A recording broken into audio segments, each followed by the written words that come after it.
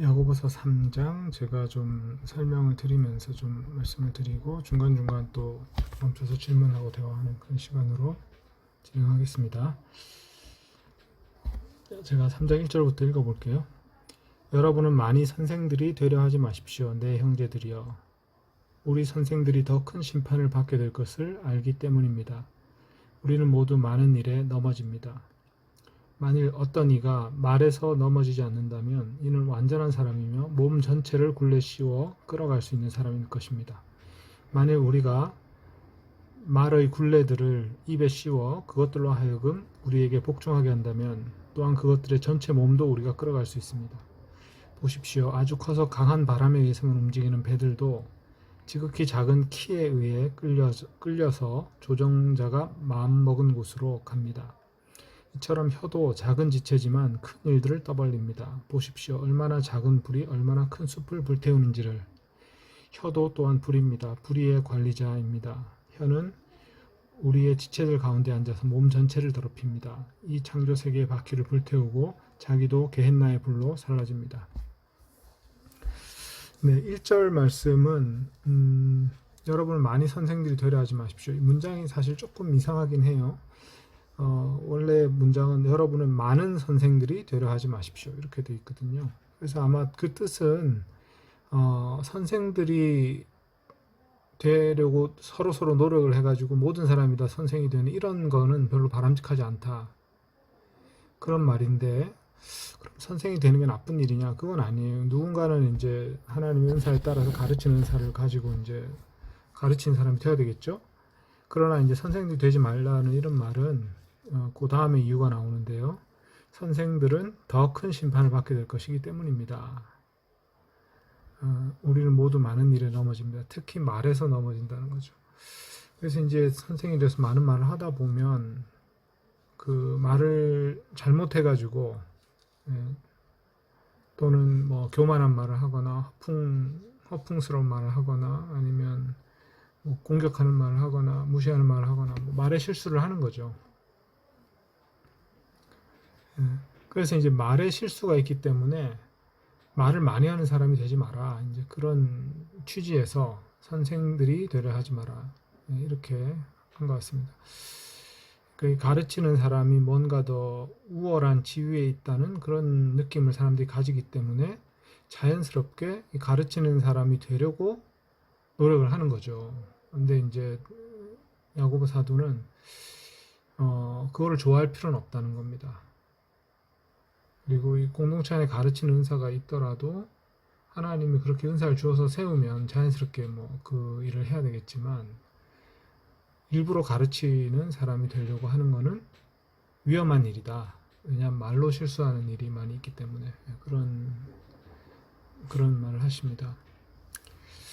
그래서 이제 말로 실수하는 거에 대해서 비유를 하면서 두 가지 비유를 들었죠. 하나는 말의 비유, 또 하나는 배의 비유. 그죠? 그래서 말의 입에다 굴레를 딱 씌워가지고 그걸 가지고 끌어가면 말이 덩치가 크지만 원하는 대로 끌어갈 수 있다는 거죠. 그래서 이렇게 말의 입에 굴레를 씌우는 것, 그 굴레 같은 것이 말 전체를 움직이는 거잖아요. 그 다음에 또 하나는 아주 큰 바람에 의해서만 움직이는 배가 있는데 이 배도 작은 키 하나로 방향을 조정할 수 있다는 거죠. 그래서 이 키와 같은 것, 그러니까 굴레와 같은 것, 키와 같은 것, 이것이 바로 사람의 혀다. 그렇게 얘기를 하시는 거죠. 그 다음에 이제 혀도 작은 지체지만 큰 일들을 떠벌립니다. 그래서 이제 이 표현이 재밌는데 혀가 작지만 큰 일을 떠벌린다. 그래서 그리고 나서 작은 불이 큰 숲을 불태워버린다. 또 이게 되게 문학적이죠. 그래서 이 혀도 불이다. 그래서 작은 불로 큰 숲을 불태우는 그런 짓을 할 수 있듯이 혀도 잘못 사용하면 엄청난 피해를 줄 수 있다. 그리고 우리 몸 전체에 피해를 줄 수 있다. 또는 공동체 전체에 피해를 줄 수 있다. 그래서 우리 지체들 가운데 앉아서 몸 전체를 더럽힌다. 그러니까 혀도 하나의 지체에 불과한데 이 지체가 몸 전체를 더럽히는 일을 종종 하게 된다는 거죠. 그리고 창조 세계의 바퀴를 불태우고 자기도 게헨나의 불로 살라진다. 그러니까 혀로 죄 짓는 사람은 예, 엄청난 죄를 지을 수 있는 거죠. 큰 죄를 지을 수 있고 창조 세계의 바퀴를 불태우는 그런 죄를 지을 수 있고 그리고 마지막에는 게헨나의 불로 살라질 수도 있는 이런 엄청난 일이 벌어질 수 있다. 그래서 혀가 얼마나 이제 위험한 것인지를 알아야 되고 그것을 잘 굴레를 씌워서 혀에 굴레를 씌울 수 있다면 완전한 사람이다 말할 정도로 되게 위험한 일이라는 겁니다. 여기 6절까지 본문에서 혹시 뭐 우리가 좀 얘기해 볼 만한 게 있을까요? 이 어떤 배경 상황이 좀 있지 않을까 싶은 생각이 들거든요. 네. 2절부터 7절까지. 네. 그러니까 물론 이제 선생이 뭐 데려가지 말라라는 말도 배경 상황이 선생이 데려오고 하려는 사람들이 많았거나 아니면 선생들이 주로 말로 하니까 이제 7절까지 얘기가 이런 것들 말하는 것들 뭐 조심하라 뭐 이런 신중하게 해라 뭐 이런 얘기로 흐르는 것 같기도 하고 어떤 배경이 있나요 이게? 뭐 배경이라고 하면 이런 건 상상해 볼 수 있어요. 옛날에는 아직 성경이 없었잖아요. 그 성경이 없는 시대에 1세기에는 성경이 없었어요. 그러니까 성경이 없었고 성경을 중심으로 크리스천 공동체가 물론 이제 서신들이나 뭐 이런 것이 있었죠. 복음서도 있었고 그죠? 그런 게 있었지만 그게 교회 생활에 아주 중심이 되지 않았고 그러니까 이단이 굉장히 많았던 거죠. 이단이라고 하면 오늘날에는 뭐 이제 교리적으로 이런 이단이지만 이 당시에는 좀 황당한 말들을 해도 믿을 수밖에 없는 그런 게 있었어요. 그걸 이제 어떻게 알 수 있냐면 이 당시에 이제 쓰여진 기독교 위경들이 있는데 그 위경들을 읽어보면 복음서의 내용과 상당히 다른 황당한 말들이 많아요. 예수님이 이렇게 했다 저렇게 했다 뭐 하는데 읽어보면 진짜 복음서의 내용과 완전히 다른 그런 것들이 많거든요. 그래서 사람이 입에서 입으로 신앙을 전파하던 시대였고 성경책 같은 그런 것이 정립이 되어 있지 않았기 때문에 교리가 정립되어 있지 않았던 거죠. 그래서 나름대로 믿으면서 자기가 옳다고 생각하는 거를 그 당시의 어떤 그 철학이나 그 당시의 어떤 그 사조나 종교적 체험이나 이런 걸 섞어가지고 말하는 사람들이 많이 있었을 것 같아요. 그러니까 우리보다 훨씬 더 혼란스러웠던 거죠. 그런 면에서. 지금도 뭐 교회에 그런 이상한 선생들이 있다고 할 수 있지만 그때는 훨씬 더 이게 정립이 안 되어 있는 그런 시대였다는 그런 정도의 배경은 우리가 좀 상상해 볼 수 있을 것 같습니다.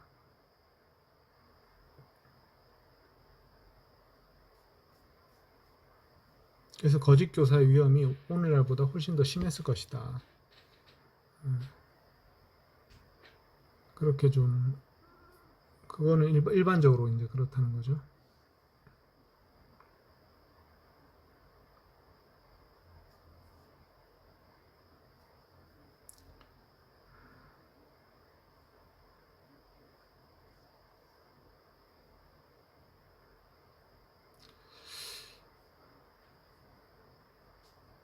그래서 이 교사로서는 교사나 뭐 우리가 이제 어떤 영적으로 좀 더 어린 또는 새로 믿은 사람들한테 뭔가 이렇게 좋은 조언을 해주거나 이럴 필요는 또 있잖아요. 근데 이제 그런 거를 할 때 태도가 참 중요하다는 생각이 좀 드는데,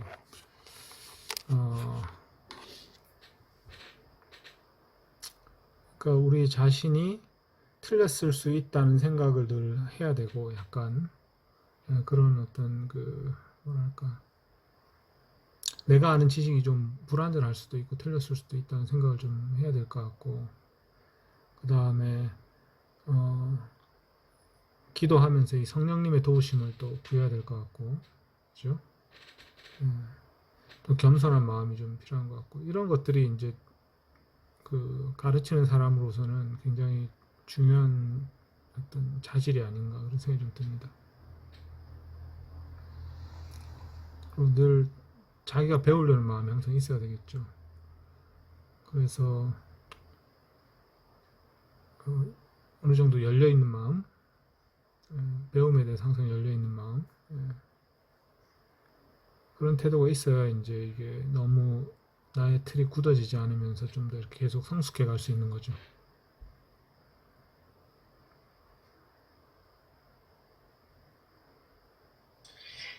이거 네 얘기하면서 좀 재미난 얘기 해도 돼요?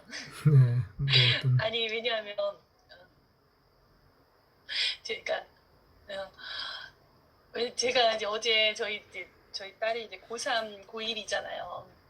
근데 저희 남편도 교사고 저도 상담을 했고 가르치고 있고 그래가지고 학교 아이들 늘 만나고 그러니까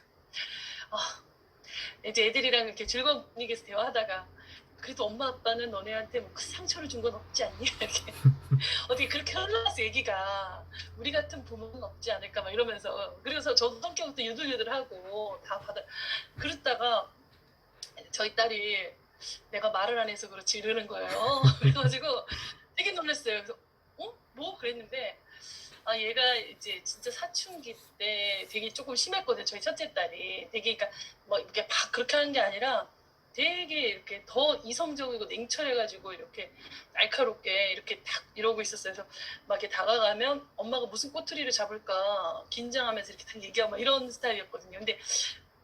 근데 사실 뭐 큰 문제는 없었거든요. 근데 제가 옛날에 이제 막 얘가 이렇게 나오는 사춘기 때 좀 심했을 때 그거를 제가 우리 남편하고 너무 비슷해가지고 남편하고 얘기하는 것 같아가지고 더 막 저도 고집을 안 꺾고 자가 좋아. 손등 때리고 제가 막 손바닥도 때리고 그랬대요. 그 얘기를 하고 또 뭐 여러 가지 얘기를 하는데 정말 생각도 못한 거예요. 정말 나는 잊어버렸고 나는 정말 잘하고 있지 않았나 막 그러는 거예요. 남편 또 아빠한테도 자기가 기억나는 아빠의 실수들을 막 얘기를 하는데 되게 제가 밤에 잠을 잘 안 왔던 것 같아요. 정말 너무 부끄럽고 내가 그런 엄마였는데 정말 교육적으로 안 좋고 상담적으로 안 좋다고 하루 종일 다 하고 있었더라고요. 다 했더라고요. 많이는 아니 자주는 모르겠는데 그런데 저는 되게 잘하고 있었다고 생각하고 정말 여기 가르치는 자의 그런 마음이 전혀 없이 30대 40대를 넘어선 것 같아요. 그래서 근데 우리 애들이 이런 부모 밑에서 그래도 저렇게 정말 저랑 남편은 첫째나 둘째 너무 좋아하거든요. 이렇게 막 옮기고 이러면 얘네가 나중에 좀 걱정된다. 정말 이래요. 그래서 야 우리는 넌 절대 의지 안 한다. 우리 엄마 아빠 성숙하니까 너만 잘 삽니다. 우리는 걱정하지 마. 이렇게 했는데 얘네는 생각이 다르더라고요. 근데 여튼 이런 것까지 다 합쳐가지고 정말 좀 회개했어요. 밤에 새벽에 자다 말고 3시쯤에 일어나가지고 저의 실수와 태도에도 하나님 보호하셔서 이렇게 하고 그때 직면했으면 어땠을까. 지금 직면해가지고 그나마 다행이구나 이런 생각이 좀 들었는데 이 말과 행동이 진짜 저를 비춰주는 것 같아요. 그 말이 생각나네요. 그러니까 제가 이거 번역할 때는 생각을 못했는데 사람이 무슨 말을 하든지 하나님 앞에 심판을 받을 것이다. 그 말씀 있죠. 그게 어디서 나오는 말씀이죠? 사람이 무슨 말을 하든지 하나님 앞에서 그 말에 대해 다 심판을 받을 것이다. 그런 말이 있는데 보자. 마태복음 12장 36절. 마태복음 12장 36절.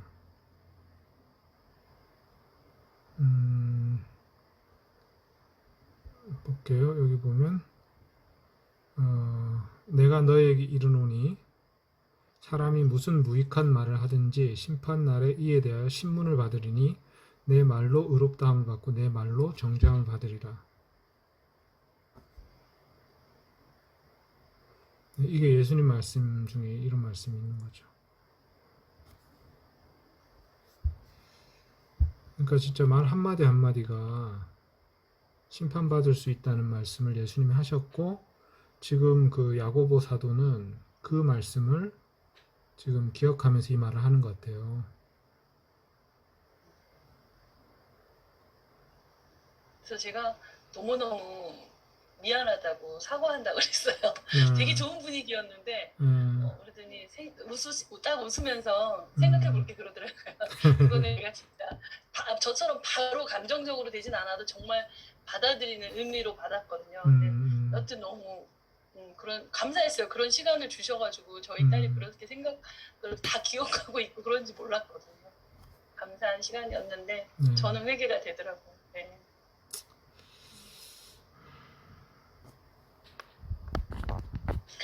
하나님 앞에서도.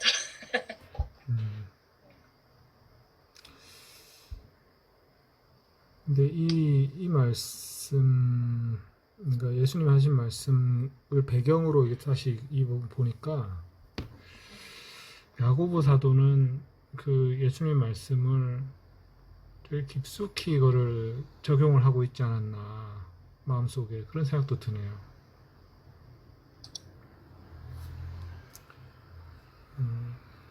그냥 좀 가볍게 잊어버릴 수도 있는 말이지만 평소에 말 한마디 한마디로 실수하지 않으려고 또는 그것에 대해서 하나님 앞에 심판받겠다는 어떤 이런 인식을 가지고 지금 살아가고 있기 때문에 이런 조언을 할 수 있게 됐다는 생각이 드네요.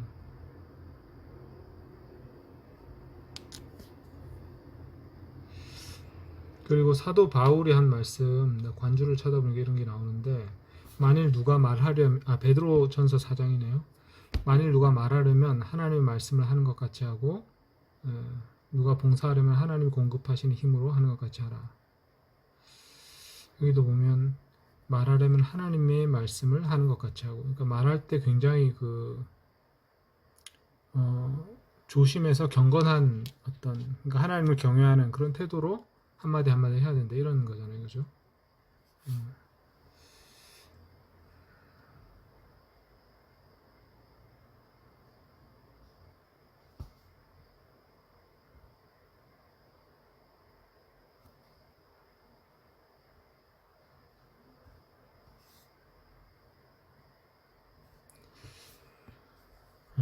이게 되게 중요한 부분인 것 같습니다.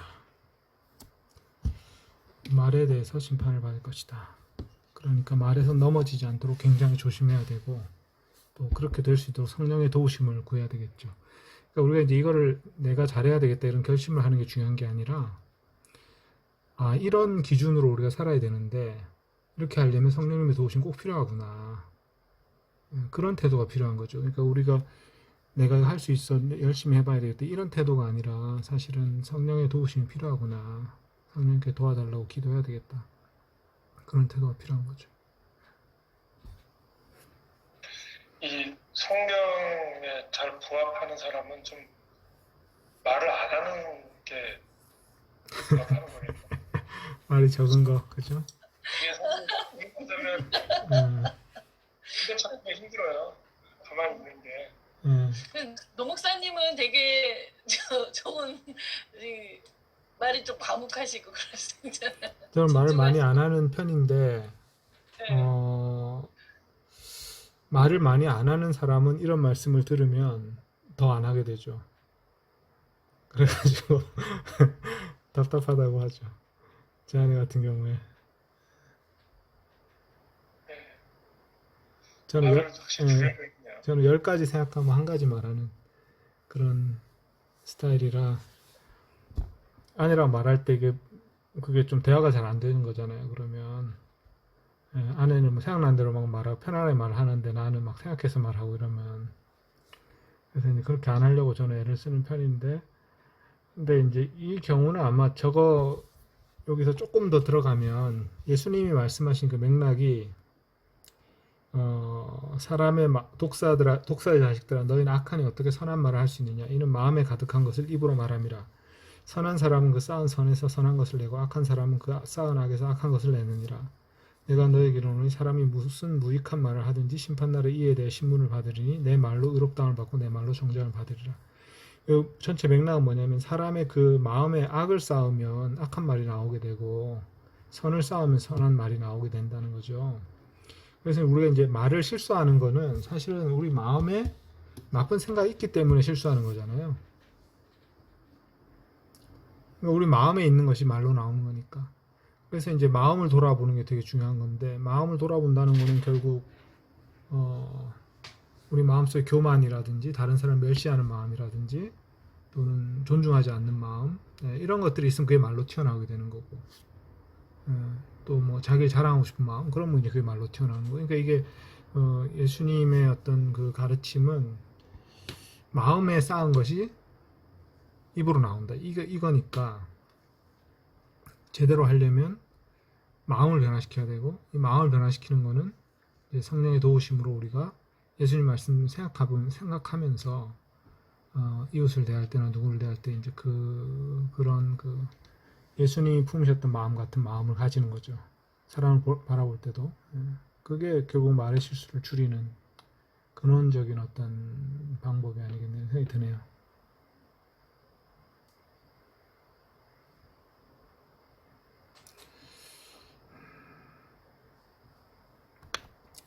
네, 어쨌든 이 부분이 되게 문학적인 비유도 많고 또 어떤 그림이 되게 생생하게 그림이 그려지는 그런 부분이라서 되게 기억에 이렇게 강하게 박히는 그런 부분인 것 같습니다. 말에 대해서, 혀에 대해서. 자, 7절부터 제가 또 읽어보겠습니다. 짐승들과 새들과 기는 것들과 바닷속 생물들의 모든 본성은 길들여지며 사람의 본성을 따라 길들여졌습니다. 그러나 혀는 사람들 중 어느 누구도 길들일 수 없습니다. 잠잠하지 않는 악이며 치명적인 독으로 가득합니다.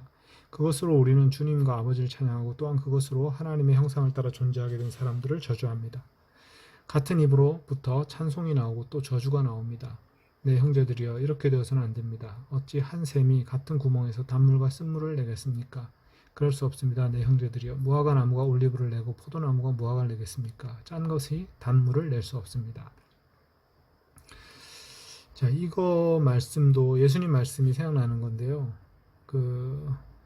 나무가 좋아야 좋은 열매가 난다는 거죠. 이게 이제 예수님 하신 말씀 중에 있죠, 그죠?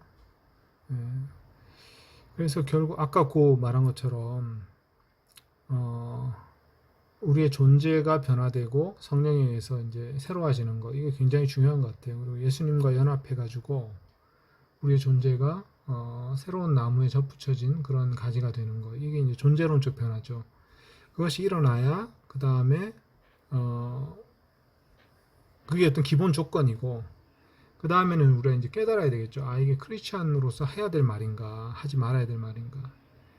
이 하나님의 형상인 다른 사람에 대해서 내가 이런 말을 해도 되는 것인가, 안 되는 것인가. 이제 이렇게 습관적으로 하는 거잖아요. 그러니까 습관적이라는 거는 우리가 이제 평생 살아오면서 예수님 믿기 전까지 배웠던 어떤 습관, 익숙해진 어떤 가치관, 익숙해진 어떤 언어 습관, 그것에서 나오는 거기 때문에 그런 습관들이 예수님 말씀이나 성경적인 어떤 그 관점에 의해서 점검돼야 되고 변화돼야 되는 어떤 거죠.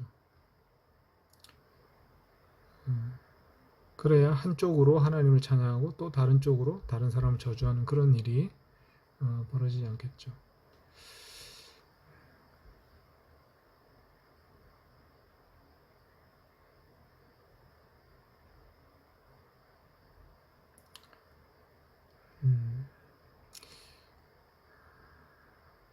혀를 그래도 8절에 보면 혀는 사람들 중 어느 누구도 길들일 수 없습니다. 이렇게 말했잖아요. 그죠? 그래서 크리스찬들도 혀로 실수하는 경우가 굉장히 많다. 그리고 이거를 길들일 수 있다고 생각하면 안 된다. 계속 조심해야 된다. 이런 것 같아요. 아주 위험하다. 혀라는 게.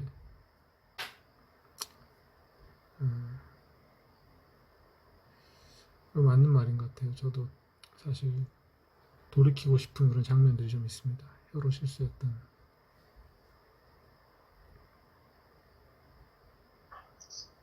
7절이 좀 이해가 안 가는데요. 네. 어떤 사람의 점에서? 본성이 길어졌다는 게 어떤?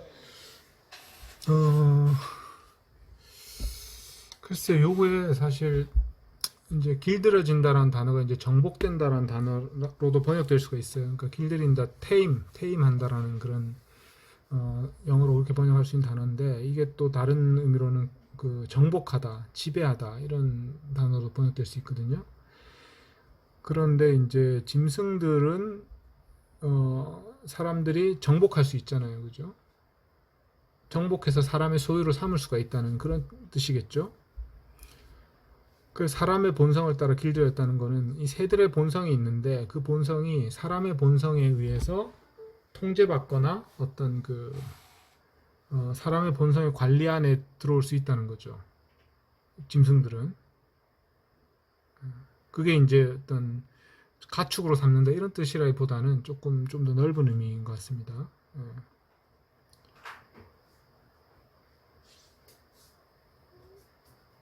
그러나 혀는 그런 식으로 이제 우리가 길들일 수가 없다. 이제 이런 얘기를 하는 거죠.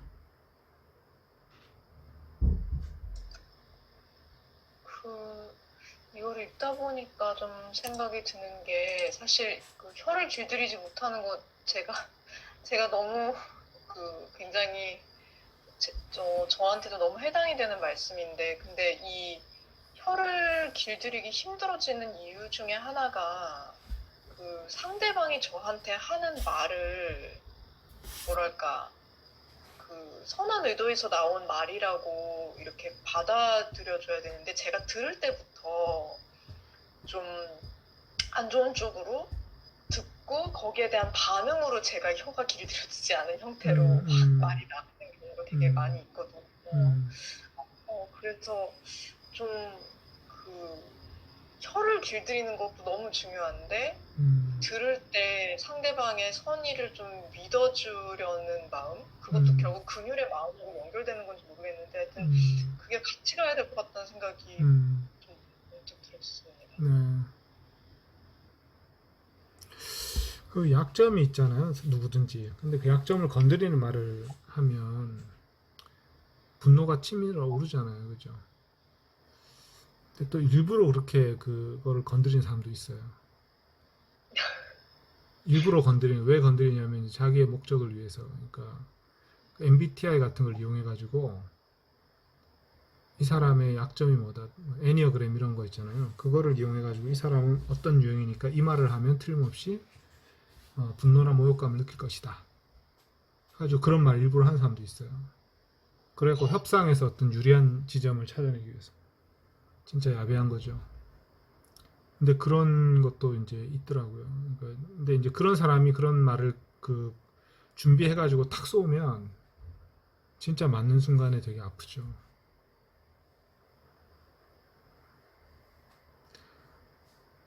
뭐 꼭 그렇지 않더라도 이제 의도치 않는데 이제 우리 마음을 어떤 쏘는 그런 되게 아프게 하는 그런 말을 하는 경우도 있고 선한 의도로 하지만 그렇게 근데 진짜 악한 사람은 고의적으로 그렇게 하는데 정말 그 사람이 진짜 악한 사람인지 모르겠지만 하여간에 그런 식으로 하는 사람도 있더라고요.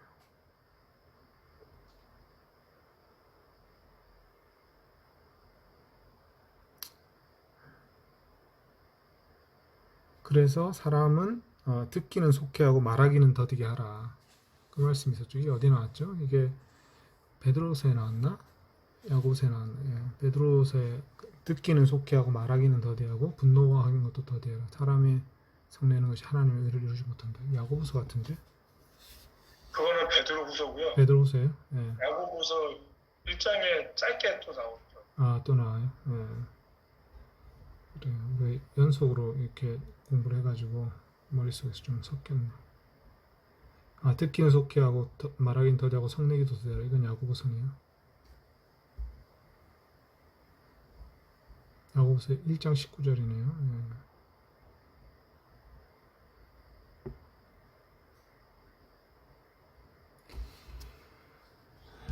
그래서 말하기를 더디하는 게 아마 성내기도 더디하는 게 이게 야고보 사도였던 그 비결이 아니었나 그런 생각도 드네요.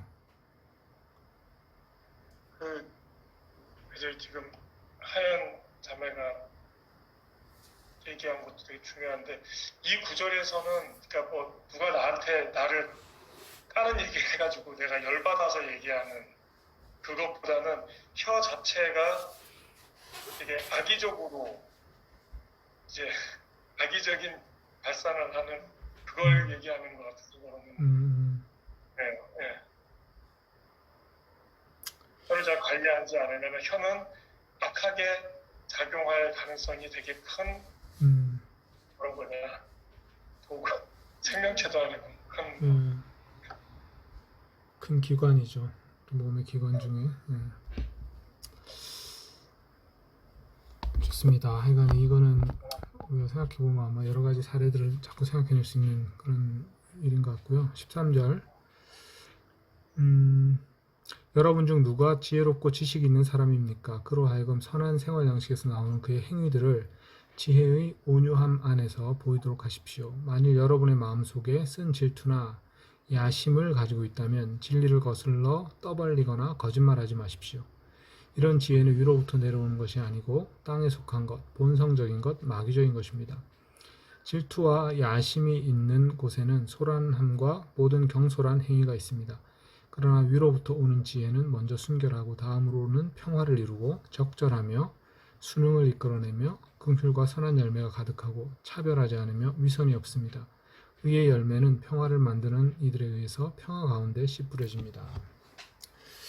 이 부분은 이제 이 말과 관련돼서 또 중요한 어떤 가르침인 것 같습니다.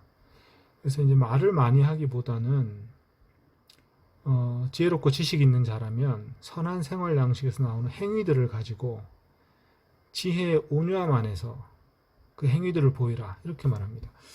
그러니까 지혜의 온유함이라는 건 온유함과 지혜가 연결되어 있다는 것을 보여주는 것 같고요.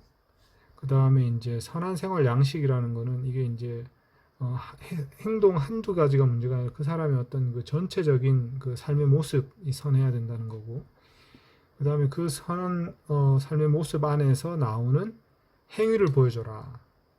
그러니까 지혜롭고 지식 있는 사람은 지혜와 지식을 자랑하기보다는 온유함으로 행하는 그 행위들을 보여줘라. 그렇다면 그 사람이 정말 지혜롭고 지식 있는 사람이다. 이렇게 말하는 겁니다. 그리고 이제 그것과 반대되는 경우가 나오는데 질투와 야심 두 가지 단어가 나왔어요. 그러니까 질투라는 건 아마 다른 사람이 칭찬을 받거나 중요한 존재로 이렇게 여겨질 때 그것에 대해 질투하는 마음이겠죠. 그 다음에 이제 야심이라는 말은 위대한 자로 여김 받고자 하는 것, 이런 게 이제 야심인데 그러니까 야망 뭐 이런 건데 그 헬라어에는 이제 이런 의미가 있는 거죠. 위대한 자로 여김 받고자 하는 것. 자기가 위대한 자가 되고 싶어 하는 거. 이게 이제 야망입니다. 우리나라 단어와 이제 조금 그 뉘앙스가 정확히 일치하지는 않을 수도 있죠. 뭐 비슷할 수도 있고, 영웅이 되고자 하는 마음. 이런 거 이제 야심인 건데. 근데 나쁜 쪽으로 그런 거죠. 그래서 이제 이런 것을 가지고 있다면, 그래서 그 사람들이 어떻게 하냐면 질투와 야심 때문에 어떻게 하냐면 진리를 거슬러 떠벌리거나 거짓말한다. 떠벌리는 거는 이제 과장해서 말하는 거죠. 그 다음에 거짓말하는 거. 거짓말이 100% 거짓말이면 사실은 하지 않아요. 사람들 100% 거짓말은 사람이 잘 안 속기 때문에 안 하거든요. 그래서 거짓말과 참된 것을 적당히 섞어서 해야 그게 이제 효과가 있는 거짓말이거든요. 그래서 모든 거짓말은 약간의 진리가 들어있어요. 근데 어쨌든 그 거짓말의 목적은 속이려는 거죠. 그래서 진리를 거슬러 떠벌리거나 거짓말하는 것이 이제 질투와 야심에서 나오는 거죠. 마음속에 질투와 야심이 있다면 이 진리를 떠벌리거나 거짓말하는 그런 모습으로 나타날 수 있다. 이거 되게 조심해야 한다. 그런 거고요. 이런 지혜는 위로부터 내려오는 지혜가 아니고 땅에 속한 것이고 본성적인 것. 이 본성이라는 거는 이제 사람이 그 타락한 사회 안에서 태어나서부터 자라는 동안에 배우게 되는 것을 말하는 겁니다. 그러니까 하나님이 창조한 본성이라기보다는 사회적으로 형성된 어떤 본성을 말하는 거죠. 그 다음에 이제 마귀적인 것입니다. 마귀와 비슷한 것이다 이런 말입니다. 그 다음에 질투와 야심이 있는 곳에 소란함과 경솔한 행위가 있습니다. 소란함이라는 것은 막 이제 뭔가 이렇게 안정되지 못하고 막 계속 문제를 일으키는 것. 그 다음에 경솔한 행위. 경솔한 행위는 이제 너무 가볍게 판단해서 행동을 해서 나쁜 결과를 가져오는 이런 경솔한 행위죠. 그런데 이제 이런 것들이 이제 있는데 그거를 참된 지혜와 구별하는 분별 기준을 이제 제시하는 거예요. 이게 되게 중요한 거죠. 17절, 18절은 굉장히 중요한 것 같습니다. 이게 분별 기준이 되니까 식별 기준, 참된 지혜와 잘못된 지혜를 분별하는 기준이거든요. 첫째로 순결하다. 순결하다는 더럽지 않다는 뜻이죠. 그 말 그대로 순결하다. 우리가 좀 생각해 봐야 될 것 같고요. 참된 지혜는 순결하다. 두 번째는 평화를 이룬다. 평화를 만들어낸다. 지혜는 어떤 평화를 만들어내는 방향. 성령님이 주시는 지혜는 평화를 만들어내는 그런 방향으로 나온다. 그 다음에 적절하다는 건 상황에 딱 알맞다는 거예요. 상황에 맞지 않은 말이 있잖아요. 그죠? 그 말 자체는 틀린 말은 아닌데 상황에 맞지 않는 말이 있거든요. 그거는 지혜가 아니에요. 어리석은 거지. 그 다음에 이제 세 번째로 수능을 이끌어낸다. 이 말은 뭐냐면요. 딱 말을 들으면 사람들이 다 수긍하고 그에 따라간다는 거죠. 그러니까 지혜로운 말은 들으면 사람들이 다 순응을 한다는 거예요. 그 말에 저절로. 이것도 좀 놀라운 일이죠, 그죠? 이런 지혜 있는 말이 들으면 다 사람들이 다 설득돼가지고 따라간다는 말입니다. 그 다음에 이제 긍휼과 선한 열매가 가득하고, 그러니까 이 긍휼과 선한 열매가 가득하다는 말은 긍휼과 관련이 있고 지혜는 그죠? 그 다음에 선한 열매를 낳게 된다는 거죠. 긍휼이나 선한 열매라는 결과를 낳게 되겠죠. 그게 가득하니까 지혜 안에. 그 다음에 차별하지 않는다. 차별하지 않는다. 우리가 이제 이 야고보서 맨 앞부분에 이제 차별하지 말라는 말이 나오죠. 사람을 차별하지 않는 거. 함부로 판단하는 걸 말하는 거죠. 차별한다는 거는. 그 다음에 위선이 없다. 거짓과 위선이 없는 거죠. 속이 겉으로 꾸미는 거. 위선은 겉으로 꾸미는 걸 말합니다. 그리고 의의 열매는 평화를 만드는 이들에 의해서 평화 가운데 씨 뿌려집니다. 그래서 이제 이런 그 위로부터 오는 지혜는 의의 열매를 맺는데 그 의의 열매는 평화 가운데 씨 뿌려진다. 그래서 이게 평화를 자꾸 이룬다는 거죠. 이 평화는 뭐냐 하면 이제 이 헬라어의 이제 에이렌의 히브리어의 샬롬인데요. 샬롬의 개념은 뭐냐면 모든 생명 있는 것들이 자기의 그 어떤 존재의 목적을 이루면서 번성하는 걸 말하거든요. 그게 평화예요. 그러니까 평화라는 거는 싸움이 없는 상태가 아니라 모든 존재들이 서로 공존하면서 번성하는 상태. 그게 평화입니다. 그리고 평화 안에는 사람들끼리 사이 좋은 것도 있지만 온 피조 세계가 다 풀들은 무성하게 자라고 동물들도 건강하게 되고 서로 싸우지 않고 그러면서 서로 도와가지고 모두가 다 번성하는 거. 그게 이제 히브리어의 샬롬이 말하는 거거든요. 번성, 플로리싱이라고 그러죠. 플로리싱 영어로. 그게 이제 평화의 어떤 핵심 이미지예요.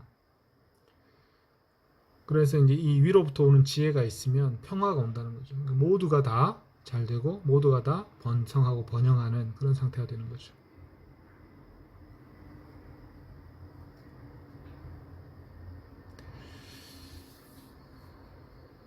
네, 여기까지가 이제 3장인데 마지막 문단에서 또 우리 좀 얘기해 볼 게 있으면 좀 얘기를 하겠습니다.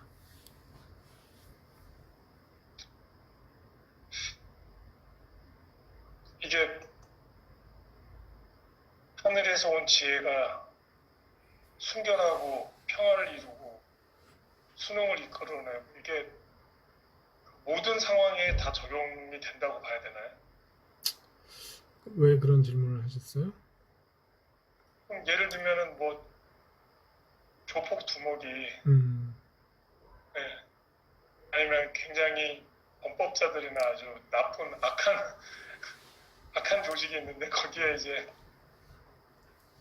굉장히 선하고 순결하게 이렇게 하면은 수능이 다 이끌어지고 그러지 않을 것 같거든요. 네. 맞아요. 이제 악인은 지혜를 따르지 않죠. 그러니까. 네. 그렇다면은 사실 많은 우리가 얘기하는 세속 세계에는 세속적인 것을 굉장히 중요시하는 공동체나 그런 거에 우선시되는 조직들이 있잖아요. 구조가 있는데 그런 데서는 안 먹히는 건가? 네. 근데 이게 이제 그 중요한 말인데 이렇게 생각해 볼 수도 있는 것 같아요. 세상에 이제 순수하게 악한 조직은 없다는 거거든요.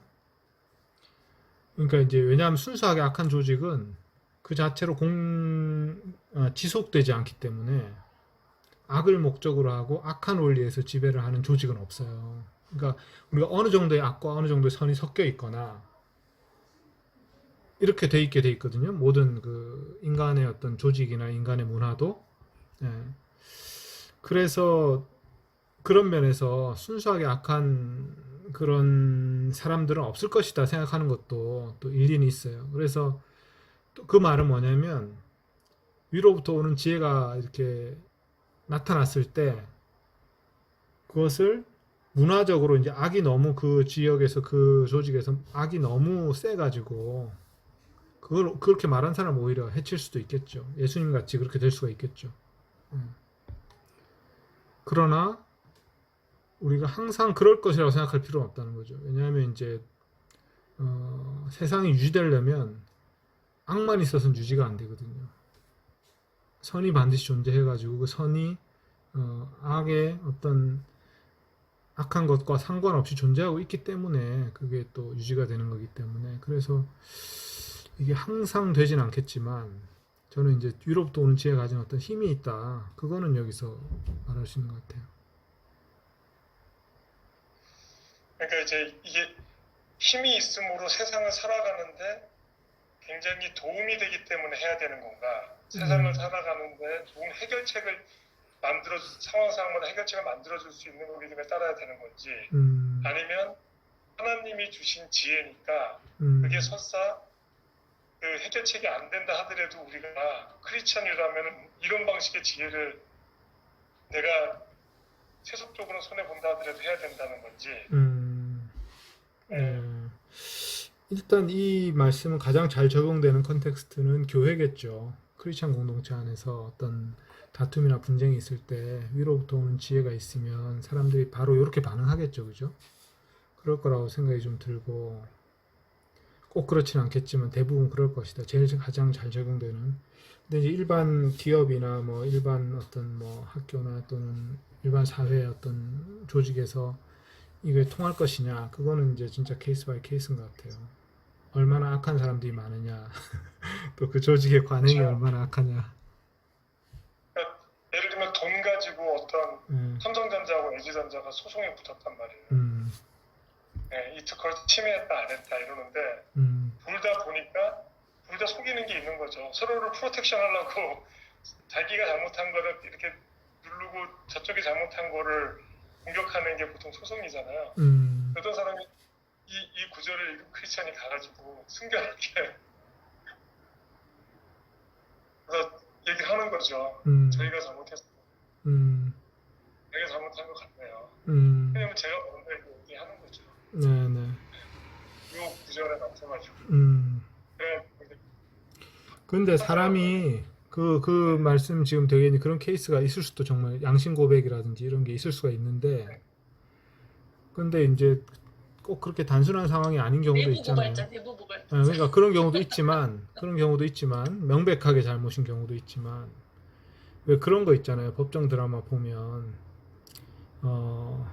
악인을 변호하는 거에 대해서 되게 갈등을 가지고 이 사람이 양심 막 했는데 그게 아주 교묘한 그런 게 있어가지고 이 악인이 너무 과도한 처벌을 받게 되는 것을 또 막게 되는 어떤 이런 뭐 스토리도 있더라고요. 그러니까 이게 현실에서는 악과 선이 섞여 있는데 순수한 악과 순수한 선으로 나눠지는 게 아니잖아요.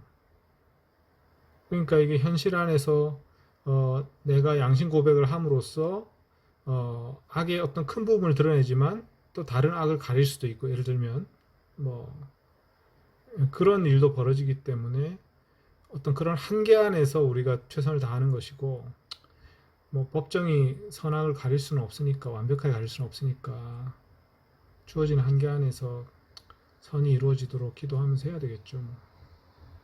그러니까 이제 선이 이루어지면서 기도하면서 거기서 양심 고백을 해야 되냐 말아야 되냐는 거죠. 그거를 이제 그 사람이 판단해야 되지만 양심 고백이라면 해야 되겠죠. 양심 고백인데. 그러니까 이게 양심 고백이라는 게 아까 그 대상이 우리가 뭐 이런 거 있잖아요. 제가 이렇게 하면서 소수가 손해를 보거나 아니면은 무고한 사람이 뭐 제가 얘기 잘못해서 부당을 당하는 건 모르겠는데 삼성전자, LG전자 이런 분쟁 같은 데서 이게 뭐가 지혜롭게 진짜 이거를 포괄하는 정말 지혜롭게 대응하는 건가. LG전자는 저렇다 하더라도 저는 그렇게 못할 것 같습니다. 이게 맞는 거지. 이런 거는 이 구절에서 좀 이것까지 갖다 대면 너무 어렵게 하는 거죠. 만약 이제 크리스찬 변호사가 있다면 고민하겠죠. 예. 그리고 현명하게 판단을 해야 되겠죠. 기도하면서. 쉬운 건 아니지만 그 상황이 되게 어려울 수도 있고 뭐 쉬울 수도 있고 또 어려운데 어떻게 하다 보니 해결책이 나올 수도 있고 안 나올 수도 있고. 그러니까 저는 이제 이거를 개인적으로 이제 적용을 하면 이제 주변에 이렇게 사람한테 저희 이제 주변에 이제 이혼 위기에 있는 부부가 있어요. 이게 혀의 잘못으로 인해서 두 분 다 이제 이혼하려고 하게 되는 부분이 있는데 그 중에 정말 한 사람이라도 이렇게 위로부터 오는 지혜를 믿는 분들이시니까 우리 교회 집사님들이니까 지혜를 믿고 이런 열매를 맺을 수만 있다면 근데 그 과정이 쉽지 않다는 건 알거든요. 근데 이 말씀을 듣고 정말 여기에 직면한다면 둘 중에 먼저 한 명이라도 그러면 희망이 있지 않을까 그런 생각이 드는데 쉽지 않다는 거지. 그 개인적으로도 이거를 적용해서 실천하는 것이 이제 그런 부분들이 참 있는 것 같아요. 알아도 이렇게 하기까지가 얼마나 힘든지 아니까. 진짜 이게 말의 어떤 그게 다 쌓여가지고 시간이 지나면 그게 다 이제 앙금으로 남아서 이제 돌아오는데 그러니까 이게 말을 함부로 하는 거는 정말 안 좋은 것 같아요, 관계에는.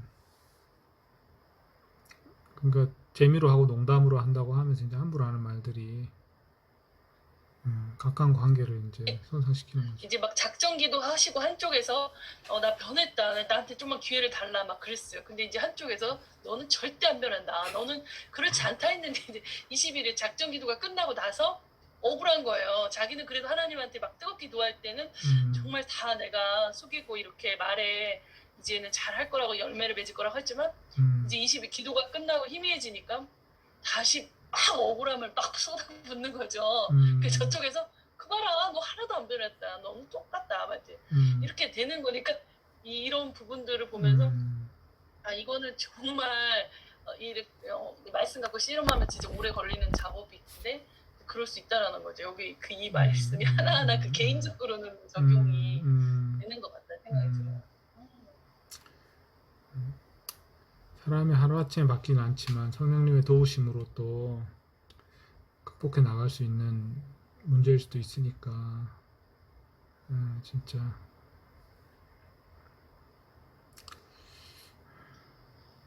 하루아침에 바뀌기도 해요. 그러니까 이게 사람의 변화가 항상 이렇게 그 부드러운 선이 아니에요. 점프가 있거든요. 그래서 이제 그런 하루아침에 바뀌지 않는다고 말하는 것도 이것도 정확한 말은 아니고 진짜 하루아침에 바뀌기도 하는데 그런데 이제 변화가 일어나는 데는 어떤 고통이 따를 때도 있고 그죠? 자존심 꺾어야 될 때도 있고 그러니까 뭐 어떤 그런 과정이 필요한 경우도 있죠. 그렇다고 또 사람이 변하지 않는다고 생각하는 그거는 과도한 말이죠. 그건 잘못된 말이죠. 너는 절대 안 바뀐다 이 말. 그건 틀린 말이죠. 그거는. 그럼 뭐 예수님 믿을 필요도 없지 뭐. 절대 안 바뀌는데.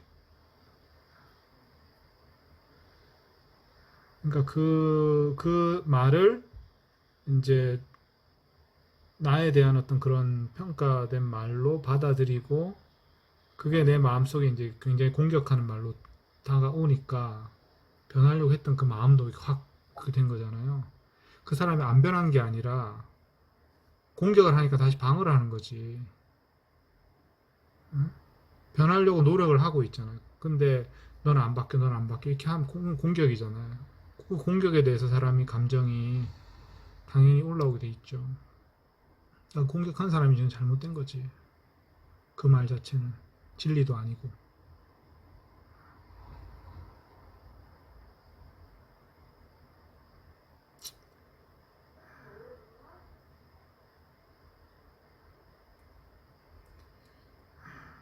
그러니까 사람이 참 그 약점을 알고 그 약점을 후벼 파가지고 고통스럽게 하고 이게 예?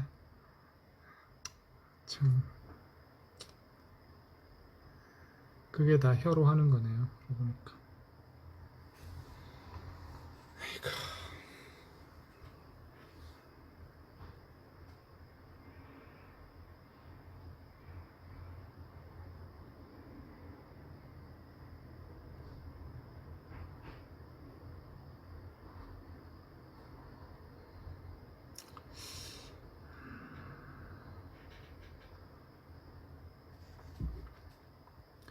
우리가 그 성령님의 음성을 분별하는 기준 있잖아요. 그 이제 식별 기준이라고 하는 거. 여기에 이제 식별 기준이 나오는 거거든요. 그러니까 이제 식별 기준으로 사용할 수 있는 좋은 성경 말씀이 나오는 거죠. 그러니까 사도들은 성령의 열매는 이런 거다 하고 쭉 얘기하시는 경우가 있고, 성령님이 우리한테 주신 음성은 이런 것이다 하면서 쭉 얘기하는 거예요. 어떤 특징들을 쫙 얘기하는 거죠. 우리는 이제 성령님과 동행하면서 이게 성령님의 뜻일까 아닐까, 하나님의 뜻일까 아닐까, 이런 거를 분별해야만 되는 어떤 그런 순간이 있는데, 그 분별할 때 기준이 뭐냐 하면 바로 이런 말씀인 거죠. 위로부터 오는 지혜는 순결하고 평화를 이루고 상황에 알맞게 적절하고 순응을 이끌어내고 긍휼과 선한 열매 가득하고 차별하지 않고 위선이 없다. 평화를 만드는 이들에 의해서 평화 가운데 씨 뿌려진다. 이런 그 특징들, 이것들이 성령님이 우리를 인도하실 때 그 방향으로 이끈 것은 성령님의 이끄심이라는 거죠. 그래서 우리가 성령님의 음성을 분별하는 게 이게 결국 우리 평생의 어떤 중요한 어떤 성숙해야 될 과제인데, 성령님과 동행하려면, 그죠? 근데 이제 우리 마음속에 이 방향으로 이끄는구나. 그렇다면 이제 성령님이 이끄십니다. 이렇게 생각하면 되는 거죠. 그런데 이제 이런 것들이 아닌 다른 방향으로 이끈다면 겉으로는 좀 지혜로워 보여도 이거 성령님이 이끄시면 아닌 것 같다. 약간 그렇게 의심해 봐야 되는 거죠.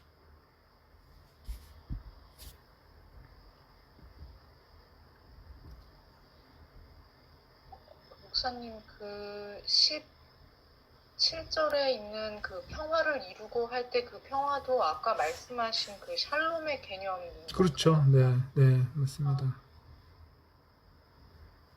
그러면 우리가 예전에 그 피스메이커 그것도 거기에 그 같은 단어죠. 네. 다 같은 단어인 네. 가지고 싸우지 않고 이렇게 사이좋게 지낼 수 있게 하는 그런 거라 생각했는데 진짜 완전히 다르네요. 네. 물론 결과는 그렇기 때문에 갈등이 좀 해소되겠지만 네. 그러니까 싸우지 않는 것을 평화라고 우리가 정의를 많이 하잖아요. 그죠? 싸움이 없는 상태.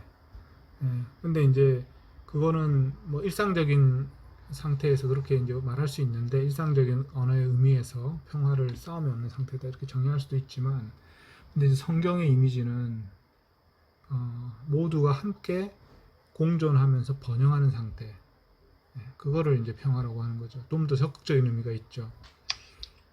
그래서 예를 들어서 우리 사회가 정말 평화로운가 하면 이런 질문을 해야 되는 거예요. 정말 가난한 사람이 다 부자 될 수는 없어요. 그런데 가난한 사람들도 행복하게 살고 있는가? 그 사람들의 어떤 개성이나 재능이나 어떤 것들을 발휘하면서 아름다움을 나타내면서 자존감을 가지고 살아갈 수 있는 그런 사회가 평화로운 사회가 되는 거죠. 물론 전쟁이 있다면 그게 기본적으로 다 깨지니까 가장 평화롭지 않은 게 되지만, 전쟁이 없다 해도 평화롭지 않을 수가 있는 거예요. 샬롬이 없는 상태인 거죠. 우리나라에 전쟁은 없지만 샬롬도 없는 거예요. 만약에 그런 그 아주 극악한 형편에 있는 사람들이 살고 있다면 샬롬이 없는 거죠. 그래서 구약의 예언자들은 그 샬롬이 사라진 거에 대해서 이제 강하게 비판하는 거죠. 사회 구조 악에 대해서.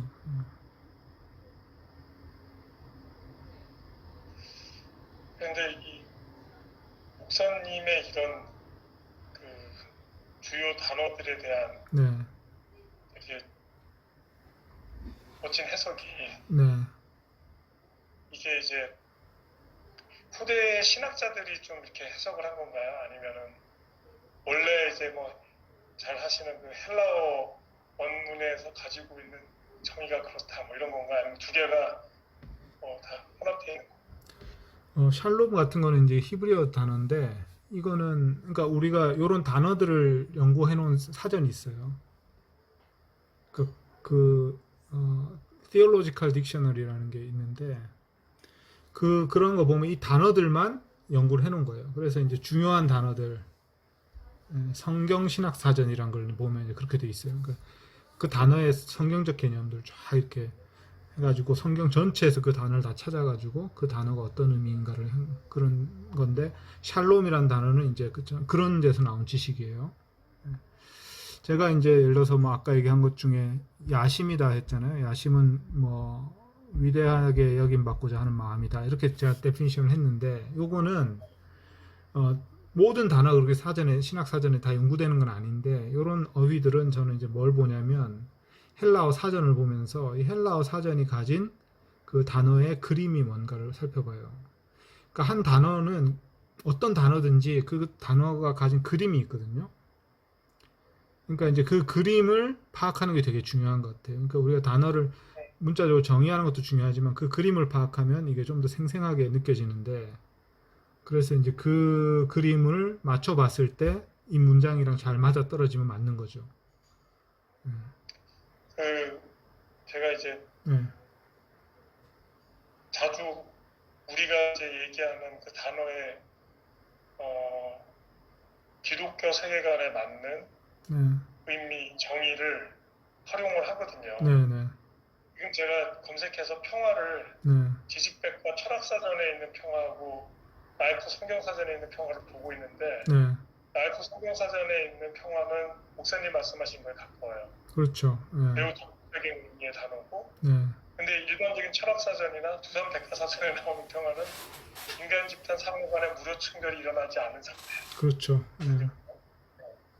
그렇다면은 우리가 일반 사람들하고 얘기할 때 이런 평화라는 단어의 의미를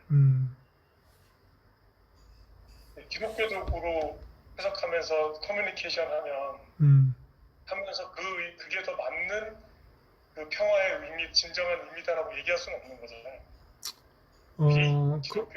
그런데 어떤 문맥에서는 말할 수가 있죠. 어떤 상황에서는 우리가 평화를 추구해야 된다는 것에 서로 의기가 투합돼 있으면 진짜 평화가 뭐냐 그렇게 얘기하면 불교에서는 평화란 이런 거야 이렇게 얘기한다면 기독교에서는 우리는 평화가 이런 거라고 생각해. 근데 이제 서로 좋은 얘기를 하게 될 거 아니에요. 그러면 그 안에 있던 좋은 개념을 서로 채택하게 되죠.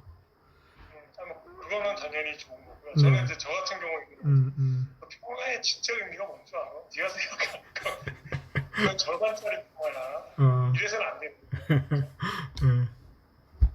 왜냐하면 우리가 보통 해석하는 단어의 의미가 더 풍성하기 때문에 저는 인내도 성경적으로 해석한 걸 보고 되게 멋있더라고요.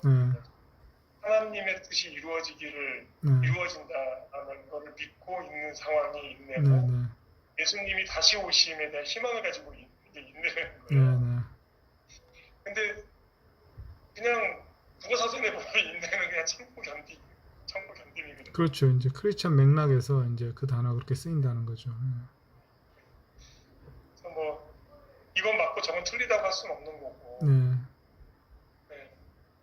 그래서 그런 생각이 들었습니다. 단어들이 다 보면 어떻게 보면 크리스천들이 재해석한 의미 같이 보이거든요. 그러니까 이게 맞아요. 예수님이 하신 말씀을 잘 들여다보면서 또 사도들이 그걸 어떤 맥락에서 쓰는가를 보면 그러니까 우리가 성경을 그냥 읽을 때 하고 그렇게 그 단어들을 음미하면서 읽을 때랑 굉장히 달라지는 거죠. 그래서 그 단어 공부가 필요한 건데 그 단어 공부는 아까 얘기했듯이 그 신학 사전 같은 걸 볼 수도 있고 그 다음에 이제 그 단어를 다 찾아보는 거예요. 성경에서. 물론 이제 원어로 찾아보면 더 정확하겠죠. 번역해놓은 말은 또 이제 서로 혼란스럽게 번역했을 수 있으니까 그렇게 해서 찾아보면서 그 단어가 어떤 맥락에서 주로 사도들이 많이 썼고 예수님이 많이 썼구나 이제 이렇게 연구를 해보는 거예요. 그런 것도 바이블 스터디의 한 부분이죠. 단어 검색해서 이제 그 단어의 맥락 같은 걸 보면서 기독교인들이 소망이라 말할 때 무엇을 말했는가 이런 것들을 찾는 것도 성경 연구의 하나의 영역이죠.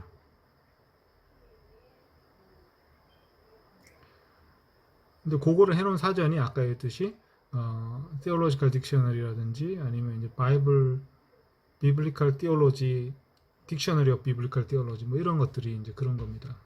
성경 신학 사전 이런 것들이 이제 그런 걸 해놨습니다. 사랑이라는 단어를 예를 들어서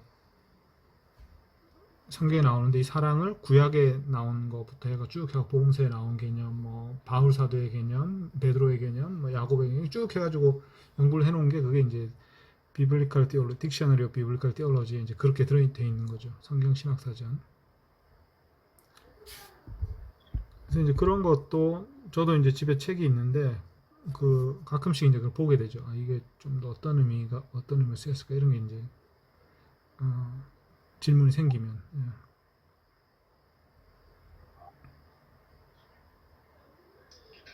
이런 그 평화의 개념을 이렇게 다시 생각을 하고 보니까 사실 저는 때로 이 그 일반 사람들이 생각하는 평화의 개념을 제 삶에 적용을 했을 때는 제 마음에 안 들고 저랑 코드가 안 맞고 뭔가 말하면 서로 오해가 생기는 그 상대방하고는 조용히 끊음으로써 그냥 평화를 그냥 유지하고, 그러니까 사실 평화를 추구한다라는 미명하에 사실 그 사람하고 관계없는, 그러니까 그냥 관계가 끊어지는 좀 그런 방향으로 갔던 경우들이 좀 있거든요. 근데 지금 이런 평화의 개념이라고 한다면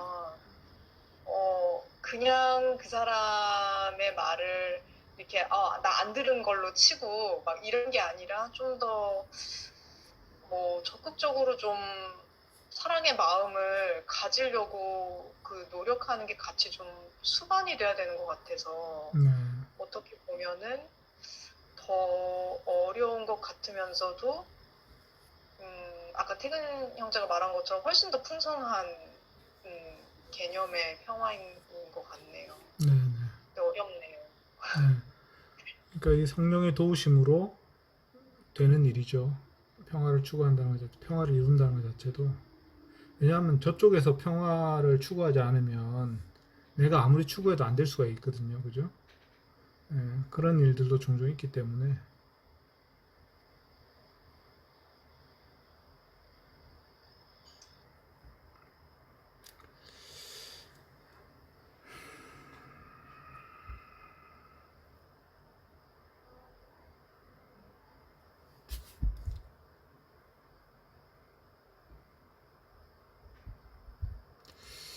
네, 오늘 뭐 얘기를 본문에 대해서는 충분히 나눈 것 같고요. 본문이 짧아서 빨리 끝났는데 혹시 뭐 마지막으로 전체적으로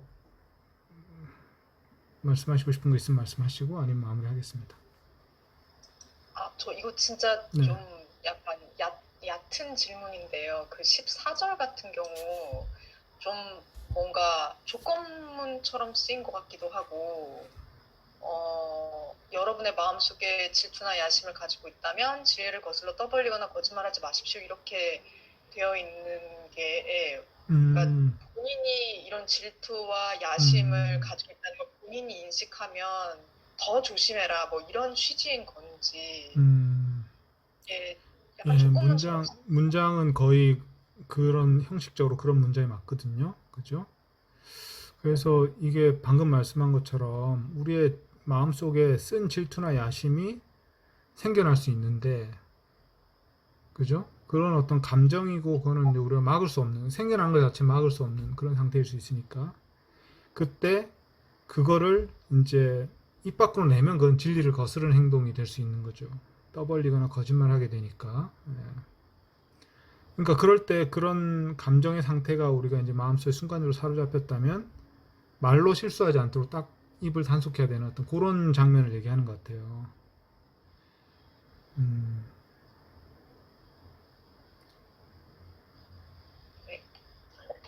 웬만하면 말 안 하면 돼요. 그러니까 그래야 될 것 같아요, 진짜. 마음이 조금만 찜찜해도 말하지 말라는 얘기야. 안 하는데 제 얼굴에 제 말이 써 있잖아요, 막 하고 싶은 말이 이렇게 이마에 막 양 미간에 막 써 있거든요. 말을 그때 말하지 말라는 거지. 그것도 하지 말면 그냥 그래도 말은 사실 소통의 7%밖에 전달 안 되잖아요. 눈빛하고 이렇게 표정으로 이렇게 얘기하면 다 전달됐어. 다 마스크를 주님에 붙들려야 돼. 아, 아니 근데 정말 야고보가 너무 대단한 것 같아요. 이 혀라는 게 그냥 단순히 여러 신체 기관 중에 하나가 아니라 우리 몸을 전체, 우리 마음을 전체 좌우할 수 있으니까 주님에게 붙들려가지고 사람이 샬롬할 때만 그렇게 되도록 써라라는 이 명쾌하고 깊은 얘기가 이거 예수님이 다 가르쳐준 걸까요? 자기가 이렇게 고난과 삶을 견디면서 이렇게 풍성해진 거지. 그러니까 성령님과 동행하면서 이런 게 다 네. 발전하는 거죠. 지식과 지혜가. 그러니까 예수님 말씀을 가지고 처음에는 실천하려고 했겠죠, 그죠? 그런 가운데 또 성령님과의 어떤 그 교감을 통해서 자꾸 이게 이제 발전하니까 지식과 지혜가. 그러니까 이런 여러 가지 조언들을 하실 수 있는 게 아마 본인도 그런 걸 경험했을 것 같아요. 그러면서 깨달았겠죠. 성령님의 도우심으로 또 깨달았겠죠. 그러니까 실수가 많다고 하잖아요. 우리가 더 많은 심판을 받을 것이다. 선생들이 실수가 많다. 그러니까 실수를 본인도 했을 거라고요. 틀림없이. 근데 이제 어느 순간부터는 안 하게 됐겠죠. 그러니까 선생을 그것도 안 하면 그것도 중요한 말인데, 근데 더 근본적으로 생각해 보면 왜 이 사람이 선생이 됐는가 이거죠. 그건 성령님이 그 사람을 그렇게 세웠기 때문에 되는 거죠. 자기가 나서서 이제 막 이렇게 나 하겠습니다 해서 되는 건 아니에요. 그런 차원이 좀 하나 있고, 그 다음에 이제 아예 안 하면 되지 않냐. 근데 이제 이사야 같은 경우는 나 안 하겠다 하는데 하나님이 세우시는, 이사야나 예레미야나 뭐, 그죠? 그러니까 어떤 부르심은 꼭 자기가 이제 원해서 되는 건 아니고, 원하지 않는다고 또 안 되는 것도 아니고, 뭐 이런, 예를 들어 그런 측면이 좀 있는 것 같아요. 크리스천 공동체의 은사라는 게, 은사와 직분이라는 게.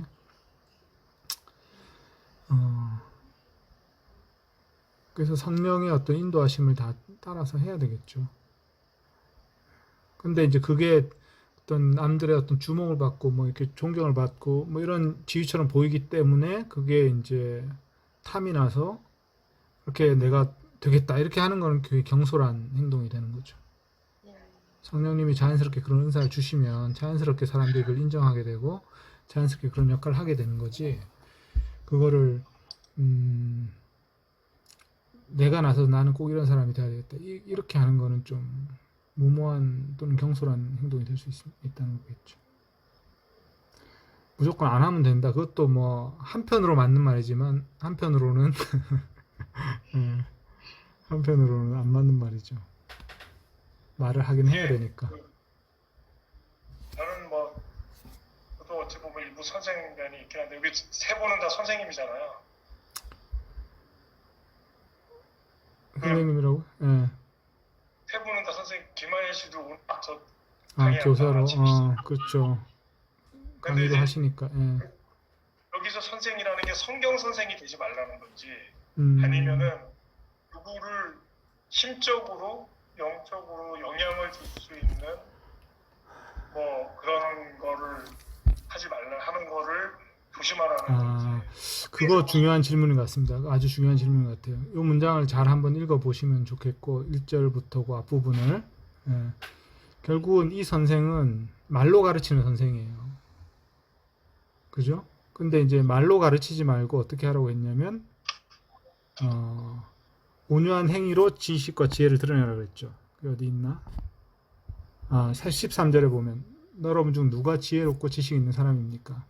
그로 하여금 선한 생활 양식에서 나오는 그 행위들을 지혜 온유함 안에서 보이도록 하십시오.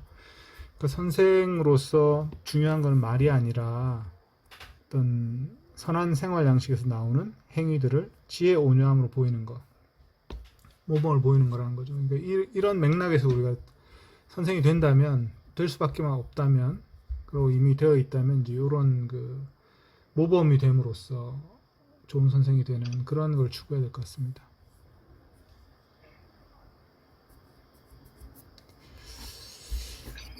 네, 기도하고 그럼 마무리하죠. 제가 기도하겠습니다. 하나님 아버지, 오늘 야고보 사도의 지혜로운 조언들에 저희가 귀를 기울여 보았습니다. 저희가 이 말씀 다시